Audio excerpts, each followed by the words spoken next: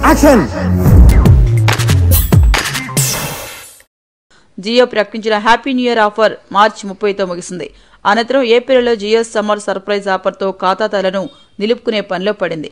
ఆ నెల 15వ తేదీలోపు రూ. 303, 499 రీఛార్జ్ చేసుకుంటే 3 నెలల పాటు ఈ ఆఫర్ను నిరంతరాయంగా వాడుకోవచ్చని ప్రకటించింది.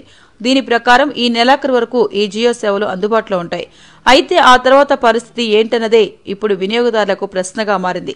ప్రస్తుతం అందుతున్న సేవలను కొనసాగించాలంటే ఖచ్చితంగా రూ. 309 లేదంటే అంతకంటే ఎక్కువ మొత్తంతో రీఛార్జ్ చేసుకోవాల్సి ఉంటుంది.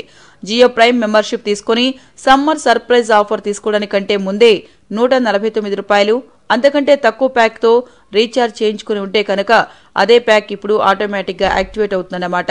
అది ముగిశాక ఇక ప్రతి నెల రూ. 309తో రీఛార్జ్ చేసుకోవడం తప్పనిసరి. అయితే జియో నుంచి త్వరలో మరో ఆఫర్ వస్తుందని కస్టమర్లు ఎంతో ఆశగా ఎదురుచూస్తున్నారు. మీకు ఈ వీడియో నచ్చితే ఒక లైక్ కొట్టండి, లేకపోతే కామెంట్ చేయండి. బట్ సబ్స్క్రైబ్ చేయడం మర్చిపోకండి.